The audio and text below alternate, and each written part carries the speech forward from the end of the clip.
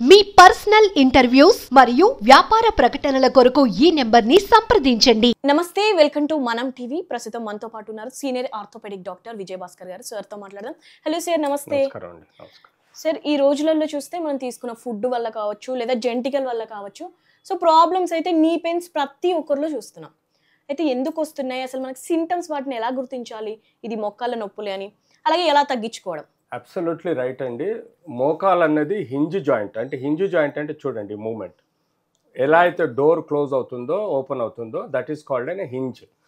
ఈ హింజ్ అంటే two bones ఫార్మేషన్లో one side మూమెంట్ని దీన్ని హింజ్ జాయింట్గా భావించడం. ఇది బాడీలో 80% ఆఫ్ బరువును మోసే ఒక జాయింట్ అండి. అందుకనే ఈ జాయింట్ ఎక్కువగా ప్రాబ్లమ్స్ క్రియేట్ అవుతుంది.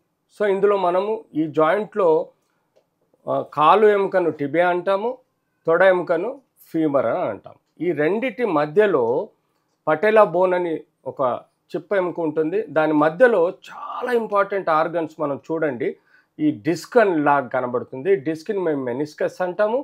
ఈ ఎదురుగా కనబడే ఏదైతే మనకు లిగమెంట్ ఉందో దాన్ని మనం ఏసీఎల్ అంటాం, యాంటీరియర్ క్రూషియేట్ లిగమెంట్. అలాగే వెనకాల కూడా పీసీఎల్ అని పోస్టీరియర్ క్రూషియేట్ లిగమెంట్ ఉంటుంది. సైడ్స్లలో ఈ కొలాటరల్ లిగమెంట్ ఉంటుంది.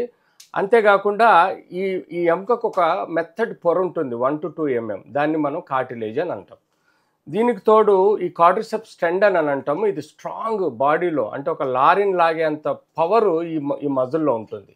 దీన్ని మనం లిగమెంటం పటేలా అంటాం. సో ఈ సామూహిక ఇంత కాంప్లెక్స్ జాయింట్లో సమస్యలు ఎక్కువగా వస్తాయి. ఎందుకంటే 70 to 80% బరువు మోస్తుంది కాబట్టి సమస్యలు ఉత్పన్నమయ్యే ఆస్కారం ఉంటుంది. సో దీనికి చాలా కారణాలు ఉన్నాయి.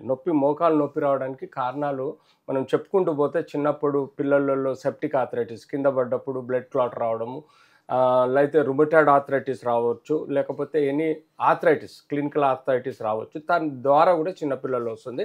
అడలసెంట్లో కూడా మీకు ట్యూబర్క్లోసిస్ అనే ఇన్ఫెక్షన్ వల్ల రావచ్చు. Arthritis like rheumatoid arthritis, psoriatic arthritis, అలాగే మన gouty arthritis, non seronegative arthritis, tuberculosis arthritis, ఇలా మనకు కీళ్ళవాతంలో ఎన్నో ఉంటాయి. దాని తర్వాత మనకు వచ్చేది ఏంటంటే, ఈ యొక్క ఇంపార్టెంట్ పార్ట్స్ మెనిస్కస్ కానీ ఈ లిగమెంట్స్ కానీ డ్యామేజ్ అయ్యి, ఇంజురీ, స్పోర్ట్స్ ఇంజురీలో డ్యామేజ్ అవ్వడము, ఈ టర్మినల్ ఎండ్ బోన్స్ ఫ్రాక్చర్స్ అవ్వడం లాంటి సమస్యలు ఎన్నో ఉండటం వల్ల మనకు ఈ కీళ్ళ నొప్పులు రావచ్చు. అలాగే ట్యూమర్స్ ఉంటాయి. లేకపోతే సైనోవైటిస్ అని ఎముక ఈ జాయింట్లో లూబ్రికేటింగ్ చేయడానికి ఒక ఫ్లూయిడ్ ఉంటుంది. ఆ ఫ్లూయిడ్ని మనం సైనోవెల్ ఫ్లూయిడ్ అంటాము. అందులో ఇన్ఫెక్షన్ రావడమా, లేకపోతే రిపీటెడ్ ట్రామా, మినిమల్ ట్రామా వలన కానీ, లేకపోతే రిపీటెడ్ ఫ్రిక్షన్ వలన మనకు ఈ యొక్క బోన్ పొరలు, ఈ కార్టిలేజ్ అరిగిపోవడం, డీజనరేటివ్ ఆస్టియోఆర్థరైటిస్ వస్తుంది. అంతేకాకుండా ఈ బోన్ ఎండ్స్లలో ట్యూమర్స్ రావడం వలన కూడా మోకాళ్ళ నొప్పులు రావచ్చు. సో ఇన్ని స్పెసిఫిక్ కాజెస్ ఉన్నప్పుడు క్లినికల్గా మనకు ఎలా కనబడుతుంది? క్లినికల్గా మనం చూసుకుంటే ఇక్కడ యూజువల్గా ఇన్ని కాంప్లెక్స్ జాయింట్స్లలో ఫస్ట్ అండ్ ఫార్మోస్ట్ పెయిన్ అన్నది మెయిన్ మీకు సిమ్టమ్ అండి. అంటే పెయిన్ రావడంతో యూ విల్ స్టార్టెడ్ కంప్లైనింగ్. పెయిన్తో పాటు మనకు ఈ కాంప్లెక్స్ దాంట్లో మొత్తంలో మీరు చూసుకుంటే ఇందులో ఫ్లూయిడ్ ఏదైతే ఉంటుందో ఈ సైనోవెల్ ఫ్లూయిడ్ అంటాం, ఈ లిగమెంట్స్ అంటాం. సో ఇన్ని ఇంపార్టెంట్ పాయింట్స్లలో మనకు ఫస్ట్ అండ్ ఫార్మోస్ట్ పెయిన్, తర్వాత స్వెల్లింగ్, తర్వాత రెడ్నెస్, తర్వాత స్టిఫ్నెస్. ఈ 4 సిమ్టమ్స్ సైన్స్ మనకు ఈ యొక్క నీ ప్రాబ్లంలో కనబడతాయి. సో ఆ 4 సిమ్టమ్స్లలో మీకు ఒక్కొక్క డిజీజ్ని బట్టి ఒక్కొక్క సిమ్టమ్ మనకు ఇందులో కనబడుతుంది. సో మనకు ఎందుకు why there is a swelling? So any inflammation, అంటే మనము ఏదైనా ఇన్ఫెక్షన్ వలన కానీ, ట్రామా వలన కానీ, లేకపోతే సమ్ ఆర్థరైటిస్ వల్ల కానీ, ఫస్ట్ అండ్ ఫార్మోస్ట్ ఇందులో ఉండే ఫ్లూయిడ్ ఉంటుంది. ఈ జాయింట్లో ఉండే ఫ్లూయిడ్ క్వాంటిటీ పెరిగిపోతుంది. ఎందుకంటే బికాజ్ ఆఫ్ రియాక్షన్ ఎడిమా అంటాం. అంటే ఎప్పుడైతే జాయింట్ ఇన్ఫెక్షన్ కానీ, ట్రామా కానీ, లేకపోతే ఆర్థరైటిస్ లోన్ అవుతుందో అప్పుడు జాయింట్ లోపల ఉండే ఫ్లూయిడ్ ఆబ్వియస్గా రియాక్షన్ చెంది ఫ్లూయిడ్ ఇంప్రూవ్ అయినప్పుడు, ఫ్లూయిడ్ ఈ జాయింట్లో ఇంక్రీజ్ అయినప్పుడు అప్పుడు యూ గెట్ ఏ స్వెల్లింగ్. స్వెల్లింగ్తో పాటు ఆబ్వియస్గా కాజ్ ఉంటుంది కాబట్టి పెయిన్ ఉంటుంది.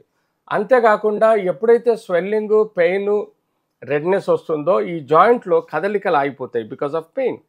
సో కదలికలు ఆగిపోయినప్పుడు స్టిఫ్నెస్ పోతుంది. సో ఈ 4 సిమ్టమ్స్ అన్నది పర్టికులర్గా మనము నీలో చూస్తాం కాబట్టి వీటి ప్రకారం మనము అసెస్ చేయడానికి వీలవుతుంది. అంటే 2 knees లో కూడా ఉంటాయి సార్? అబ్సల్యూట్లీ. అంటే it depends on the disease. ఒక నీలో రావచ్చు, లేకపోతే 2 kneesలో రావచ్చు. It depends on the disease. Suppose arthritis అనుకోండి, జనరలైజ్ ఆర్థరైటిస్ అయితే అన్ని జాయింట్లలో వస్తుంది. లేదు, స్పెసిఫిక్ ఆర్థరైటిస్లో ఒక జాయింట్లోనే వస్తుంది.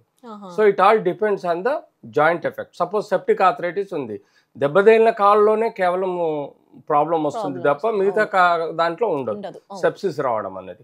అదే రుమటాయిడ్ ఆర్థరైటిస్ అనుకో అన్ని జాయింట్లకు కూడా మనకు ప్రాబ్లం రావచ్చు. రైట్ సార్, థ్యాంక్ యూ, క్లియర్గా చెప్పేశారు. Thank you.